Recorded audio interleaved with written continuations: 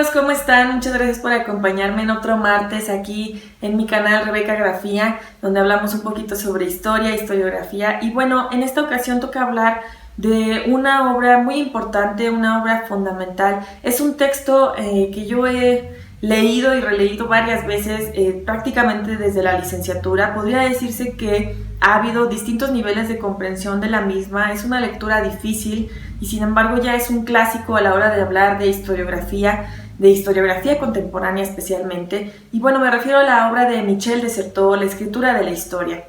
Me gustaría comenzar hablando de la forma de entender la escritura de la historia de Michel de Certeau. Él va a hablar de la historia como una práctica histórica, como una práctica que ha variado con el tiempo, que está condicionada históricamente, que ha cambiado en sus objetivos, en sus objetos de estudio, en los sujetos que escriben, en su forma de relatar.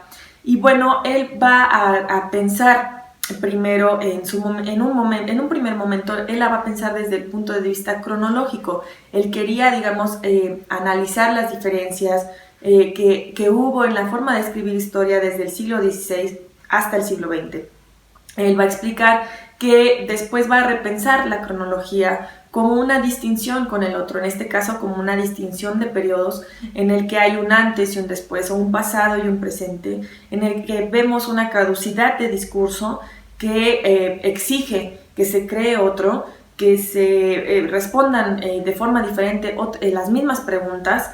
Y bueno, él va a hacer un análisis cronológico, va a apoyarse en este sentido para analizar estos discursos, ¿no? Esta práctica histórica que varió desde el siglo XVI hasta el siglo XX, y sin embargo advierte que no se trata en ningún momento de una visión lineal espacio-temporal en la que hay un desarrollo histórico como tal o en el que hay como un desarrollo causal.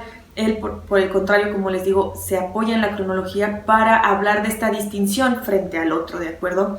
Por ejemplo, en el siglo XVI, él dice, hay una historiografía etnográfica, hay una representación del otro en el sentido de que hay una distinción de un sujeto que escribe, que se percibe frente al otro, y el otro va a ser el salvaje, por ejemplo.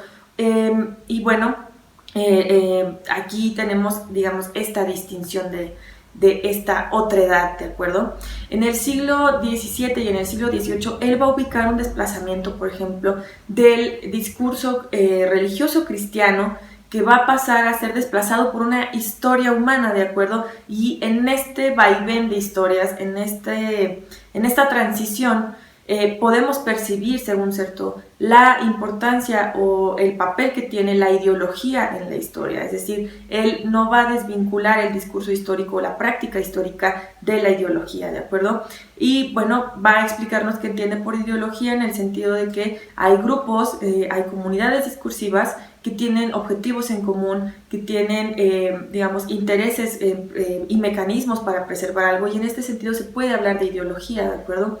Pasa después al siglo XX, en donde ubica dos momentos fundamentales. El primero con el psicoanálisis de Freud, que bueno, aquí tendríamos que recordar también los estudios que realizó Michel de Certeau en este sentido y la relevancia que tuvo él en la divulgación, en el estudio del psicoanálisis en Francia. Y el segundo momento, él ya lo va a ubicar con la industria historiográfica, y es aquí donde nos va a hablar sobre la operación historiográfica. Va a preguntarse él cómo es ahora la práctica histórica, ¿de acuerdo? De ahí que sea para él tan importante aclarar que la historia él la entiende como práctica, la entiende como lo que surge de esta práctica, es decir, el producto, que en este caso va a ser un relato, y la relación que existe en esto, ¿de acuerdo? La relación de producción. De hecho, aquí va a rescatar la noción desde Marx y nos va a hablar también de por qué es importante hablar de la producción de discursos. Otro autor fundamental que va a influir a Michel de Certeau es Michel Foucault. Él parte, y lo dice directamente en su obra, de repensar la arqueología de la práctica histórica, repensarlo como discurso, repensarlo como una práctica condicionada, como una práctica que surge de determinadas comunidades discursivas que han cambiado con el tiempo, que establecen reglas, que establecen silencios, que establecen formas de divulgación, y que esto ha cambiado con el tiempo, ¿de acuerdo? En este sentido, Michel de Certeau sigue muy de cerca a Foucault, rechaza también que exista un metalenguaje, rechaza que haya un significante universal, y por el contrario, él nos habla de que el discurso es una historia que tiene un resultado, que tiene una producción y que además se enfrenta a tratar de hacer tangible la realidad. ¿Y cómo lo hace? Pues con el otro, ¿de acuerdo? Trata de establecer otredades, ya sea con tiempos, en el sentido de pensar pasado, presente, o en el sentido de pensar presente, futuro, en el sentido de pensar a sujetos que se definen a través de aquello que no son o de aquello que ya no quieren ser más. En este sentido podría pensarse, por ejemplo, en el hombre del Renacimiento, cómo se establece frente a algo que ya no quiere ser, cómo va a haber distintos matices, y él, por ejemplo, dice que ha cambiado nuestra relación con la realidad, ¿de acuerdo?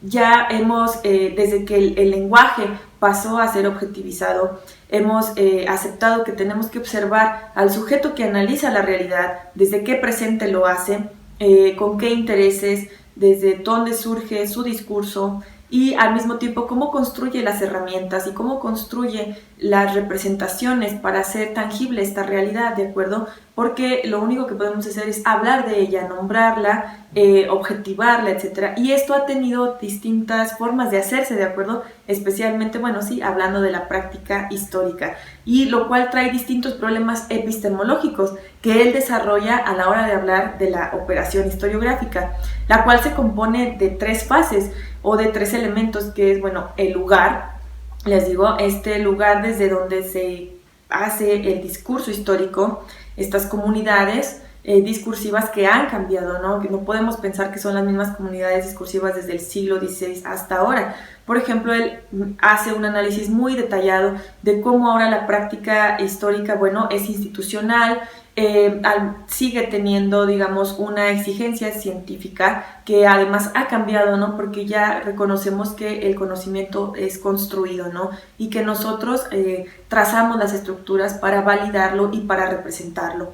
También habla de la, digamos, de la historiografía como práctica, en la que él ve que nosotros incidimos en o somos parte de la cultura. Ha habido un desplazamiento muy interesante de la naturaleza a lo cultural, y nosotros formamos parte de ese desplazamiento. La historia toma de la realidad lo que quiere, digamos, hablar, de lo que quiere, digamos, analizar, y al mismo tiempo traza otras herramientas y otros mecanismos para representarla, ¿no? En este caso en el relato, el cual también ha cambiado con el tiempo. Incluso, por ejemplo, él ahora también hace un análisis muy contemporáneo en el que habla por qué la relevancia de las citas, ¿no? Por ejemplo, de citar, de cómo validamos este conocimiento con el autor, con la autoría. Así que de nuevo aquí tenemos muy palpable la influencia de Foucault, ¿no? Para hacer este análisis de digamos, sí, el discurso histórico, entendido como práctica, como una práctica también que se valida a través de otros discursos y que tiene mecanismos de divulgación, que tiene mecanismos de difusión que varían desde lo general hasta una, digamos, especialización, ¿no? Entonces, bueno, ¿por qué, digamos, cobró relevancia este tipo de análisis de Michel de Certeau? Porque plantea los principales problemas epistemológicos que tiene el pensar a la historia ahora no solo como un sentido. Ya hemos abandonado este sentido universal y hemos pasado a la multiplicidad de sentidos, ¿de acuerdo? Hemos aceptado que, digamos, el historiador construye su relato.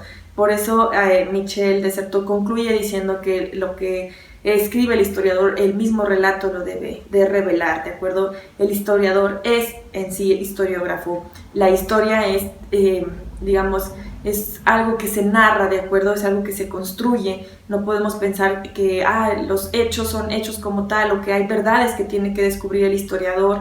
No, nosotros las construimos, ¿de acuerdo? Ha cambiado ahora la noción de verdad. Y esto no hace que el trabajo histórico sea menos, o que sea menos valioso el conocimiento que construye, o que el papel del historiador, digamos, ya no sea importante. Simplemente ha cambiado. Y claro que hay una desorientación, ¿de acuerdo? Sí, Michel de Certeau lo dice, hay una desorientación, ya no queda tan claro cómo hablar del otro, por ejemplo.